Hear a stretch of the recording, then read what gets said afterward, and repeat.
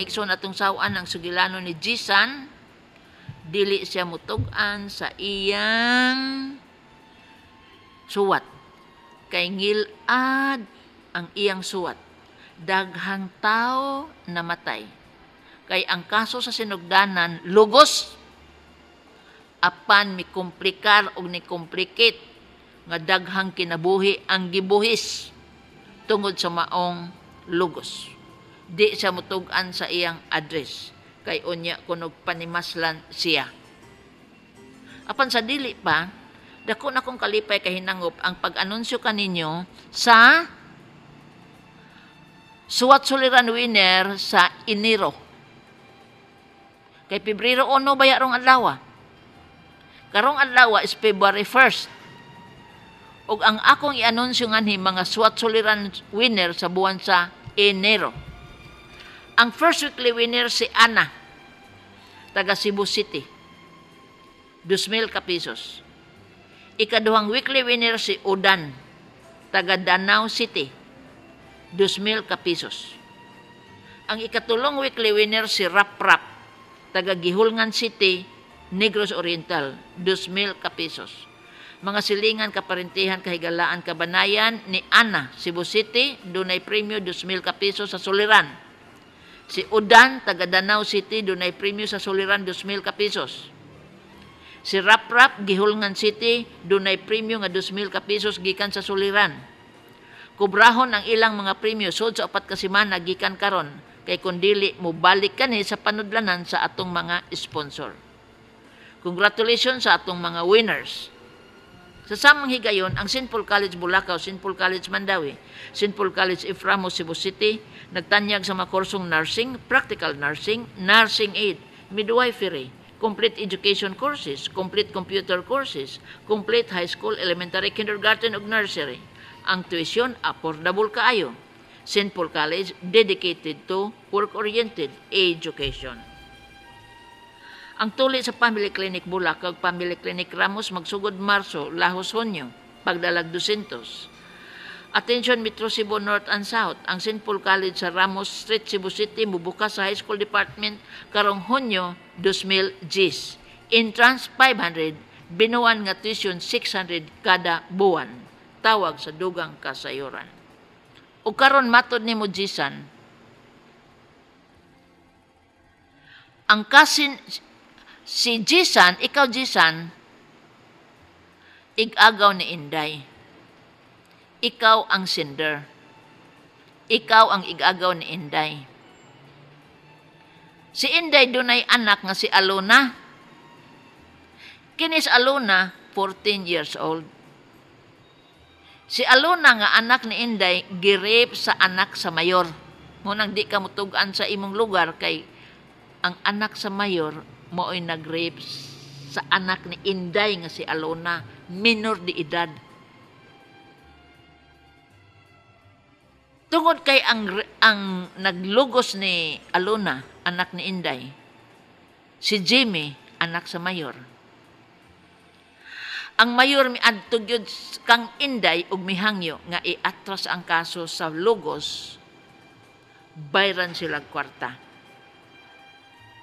Si Inday wa mudawat sa tanyag sa mayor nga bayran og kwarta ang kadungganan si iyang anak nga si Alona. Nasuko ang mayor. Ngiingon ang mayor, ako na ni ang mayor, niya sa imong atubangan naghangyo kanimo ug nangilyo po nga iatras ang kaso batok sa akong anak nga si Jimmy nga naglugo sa imong anak nga si Alona. Bungat pilay imong gustong sapi. Ingon si Inday, way makabugti nga sapi sa among kadungganan ug sa kadaot nga nitabo sa lawas sa akong anak nga si Alona. Dinhi ang mayor nasuko ug miingon ang mayor, ug mao na imong gusto, patay ta. Hutdon ta mo patay kay daghan kog private army. Ingon si Inday, bahala na. Isugal na mo among kinabuhi. Si Inday nga inahan ni Alona, way hunong ang paghilak buntag udto gabii. kada adlaw. Si Inday adunay anak nga gitawag og Bobby. Kini si Bobby igsuon ni Alona. Wa siguro makaagwanta si Bobby magtan-aw sa ang inahan nga adlaw o gabi ang pagbakho. Hayso si Bobby nangita og pusil. Gisung si Jimmy ang manglulugos ug gipatay gyud, as in patay. Timingan siguro nga si Jimmy ang rapist why back up. Kumpiyansa kayong suroy-suroy sa siyudad. Gikuot ni Bobby. Igsuon jud ni Alona. Yang huna-huna pusulanan man, patyon ako ang manglulugos. Pagkahibahos mayor nga gipatay ang iyang anak nga si Jimmy, gisikop si Bobby. Ang igsuon ni Alona. Diha man ang inahan, diha man si Inday. Pagkakita pag niya nga mura ang mga tao sa mayor og nagpatay og bitin, giilog ni Inday ang armas de fuego ni Bobby ug iyang gipusil ang iyang kaugalingong anak nga si Bobby. Ning ingon si Inday, ug inyong patyon ang akong anak sama sa pagpatay sa usa ka bitin nga di nako madawat, ako'y mupatay sa akong kaugalingong anak. Iyang gipatay iyang anak kaugalingon si Bobby. So pila na namatay si Bobby, si Jimmy. Kaduhang minatay ha. Logos si Jimmy nang logos kang Alona. Ang unang namatay si Jimmy kay gipatay man ni Bobby. Pag humagpatay ni Bobby ni Jimmy, si Inday na gyud mismo nagpatay sa iyang kaugalingong anak nga si Bobby atubangan sa mayor ug sa iyang mga private army. So duha na kakinabuhi na buhis.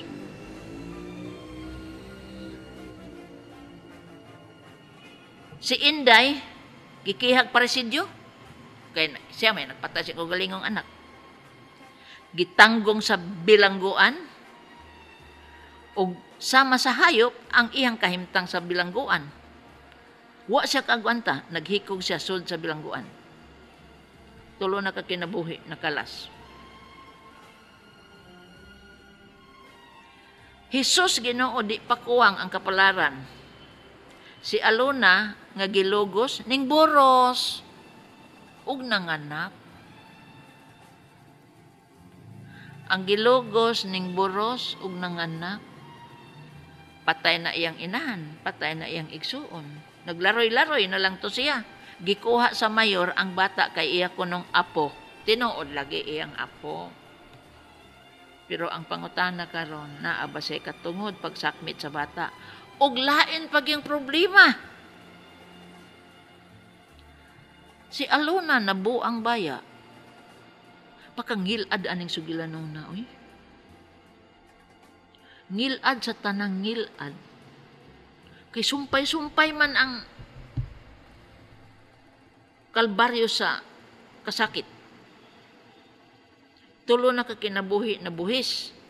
Ang rapist, igsuon ni Alona ug ang ina ni Alona. Si Alona ning buros nanganak na buang. Muna'y closing remark. Sa sugilanon nga bangis sa tanang bangis. Munang di siya matuguan sa iyang address. Pangutana. Dito ra gikiha si Inday og paresidio, correct ba? Maugyod kay gipatay man niya iyang kaugalingong anak nga si Bobby. Paresidio gyud. Kung paresidio doktora pila ka katuig sa bilangguan, ang standard parricide is 20 years. Standard parricide. Pero maus-us man ni tungod kay ang pagpatay ni Inday sa iyang kaugalingong anak buhat sa kaluoy. Kay kita man gid siya nga gikuninitan si Bobby sa private army ni Mayor. Di siya katanaw nga ang iyang anak patyon pinasikad sa pagwatag-watag, birahon ang laing nagbira sa tiil, kamot, ulo, sato pa, i-dismantle di ay nila nga buhi si Bobby. Ilang pikas-pikason nga buhi si Bobby. Mautoy dili magwanta sa inahan.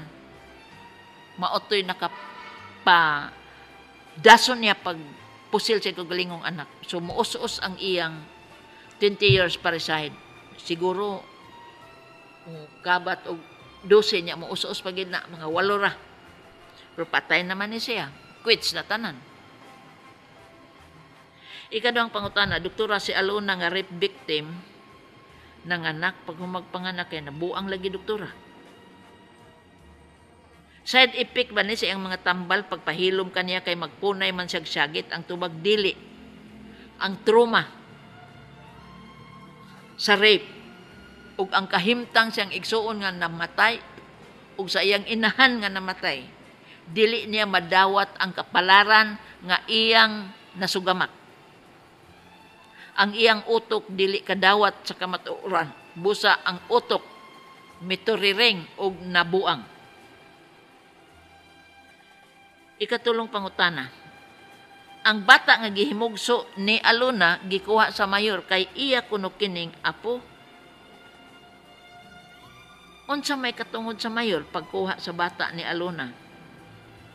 Ang tubag tinuod lagi nga siya apo, pero bunga man sa lugos. So questionable ang circumstansya sa bata. Tinuod nga iyang apo, apan illegal nga apo, illegitimate nga apo. Apan niining tungura dili na lang unta tamutuki sa bata pagkakaron kay safe man ang bata samtang tuas mga kamot ni mayor. Timan-an ninyo mga igsuon nga wa na si Bobby, wa na si Inday nga inahan ni Alona. Si Alona dili pwedeng maatiman siyang anak tungod kay nabuang. Kinsa man di ay maatiman siyang anak. I-surrender na to sa DSWD. Mas maayo karon nga naas mga kamot ni mayor kay at least ang ilang naapay dugtong sa ilang dugo. Bisan kung illegal. Kay matawag man ni kidnapping mga igsuon. Matawag ni kidnapping ay. Pagsakmit sa mayor sa anak ni Alona, kidnapping kini. Pero maghuna-huna man ta sa benepisyo sa bata. Si Alona nabuang sa mga pag-atiman sa bata. Yang inahan namatay, yang igsuon namatay. Kinsa may maatiman sa bata? Kinsa may maatiman ni Alona mismo? Nga buang na. So ato lang sa mahilom lang sa tabahin sa apo. Ato lang sa nagitugyan ngadto sa mayor. Bisan kun sa laod ang gibuhat sa mayor sa pagsakmit sa bata ni Alona. Katapusang pangutana, doktora, unsa man nato paghatag og hustisya ni Alona nga nabuang naman kini karon? Husayta. Ang kaso nga rape muhunong, mawantang, ma-erase nga naman namatay man ang rapist nga si Jimmy. Ang criminal aspect sa rape wala na, erase na. Apan adunay gitawag sa balaod og kanang civil aspect. Ang krimen mga igsuon duhay naong ang usa ka naong nga frontal gid nga naong nga nag-atubang criminal liability. Ang silot pagkabilanggo o kamatayon. Likod sa naong as the civil liability balay runon. Ang bayra ni Jimmy sa iyang pag-rape ni Alona, ang pagkabuang ni Alona, ang pagkamatay sa inahan ni Alona, o ang pagkamatay ni Bobby, igsuon ni Alona. Maunay iyang civil liability nga nahilambigit sa rape niya kang Alona. Sa ato pa, tinuod nga ang criminal liability napapas na, apan ang civil liability magpabiling buhi. Samtang si Alona buhi. Besag na buang na sa Alona. Ang civil liability nga tulubagon ni mayor kay mauman na siya successor ni Jimmy. Iya mang anak si Jimmy. Muna tulubagon ni mayor o sa iyang kabanayan. Ang hustisya nga atong mahatag ni Alona, ang civil liability ragid ni mayor o sa iyang kabanayan. Kay sila may manubagan na, husayon man na sa huwis. Pila ka milyon ang bayaran. Kanang civil liability, mga igsuon, ang laingan, damages, danyos. Wa na may criminal liability, kay patay naman ang kriminal. Pero ang iyang gibilin nga balayro nun sa katilingban, ang gitawag og damages mo na civil liability. Wa kana siya'y kamatayon ang civil liability. Kay sapi man na mamatay bagod ang sapi nga di man. Ang criminal liability dunay utlanan ang kamatayon. Apan ang civil liability dili mo hunong bisan kung namatay na ang sad-an. Mao na akong pamahayag kining kasuha karumal-dumal paranis kaso ni Sanchez bitaw dito sa Luzon, pero ang rapist good ato ang mayor man mismo, si Sanchez man mismo na apa mas Sanchez gihukman ato Sanchez kun death sentence nya gisuspenden man ni Arroyo ang death sentence. Uy, si Sanchez death sentence, uy itong gipatay niya ang boyfriend gud ang girlfriend katong girlfriend nga gi-rape niya, giapil magpatay ang boyfriend. Kay nakakita mang boyfriend yang una-una ni Sanchez mupyait ni ato ning patyon pagdungan. Karumal-dumal man jud to. Nya ang mayor gid mismo na naghimo mautong death sentence gyud automatic. Naa pa Sanchez sud sa munting lupa. Life sentence kana. Nganong life sentence man, gisuspend mang Arroyo ang lethal injection. Ang death penalty gisuspend man. Muni karumal-dumal ha, ikaduhang karumal-dumal, anak sa mayor. Naay atong balaon nga public office is a public trust. Karon kay ang public office mao na may mag-abusar. Ikaduha, ang rapist gipatay sa igsuon ni Alona, ang biktima. Si Bobby ang igsuon ni Alona gipatay sa kagalingon niya yang inahan. So, nagpatong-patong ang karumal-dumal nga yugto sa krimen ni Jimmy, ang rapist. Si Inday nga inahan ni Alona namatay sa bilangguan kay naghikog. Ang nakaparat pagayod kay si Alona nabuang. Si Jimmy patay na ang rapist. Patay na ang kriminal nga tulubagon. Apan buhi ang civil nga tulubagon ug ang mayor mismo ug ang iyang kabanayan mooy mo atubang na ani hangtod kamatayon. Ang atong problema mao ni porsikasog ang mga hain ka ang amahan ni Alona kay mao man ni makapile og kaso for damages. Si Alona di pwede kay nabuang.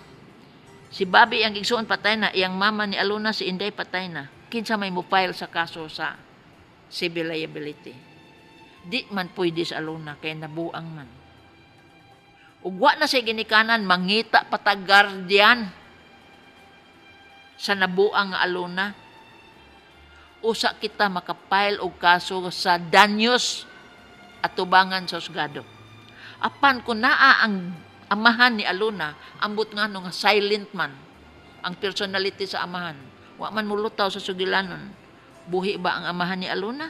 Kay kung buhi, siya ray bugtong. Nga pamilya ni Alona nga makapasaka sa kaso sa damages or civil liability. Katapusan akong hukom kalimtan sa tunatong bata nga tuas mayor. Unya na natutukia kung nakabayad na ang mayor sa tanang danyos nga gimando sa balaod. Total ang bata inikansakto sa edad, mangita manas iyang gamot. Simbako unsay mitabo ni Alona, kana Ginoo ray nakahibaw.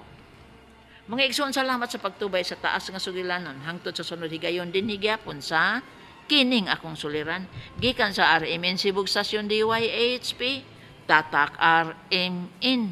Daghang salamat.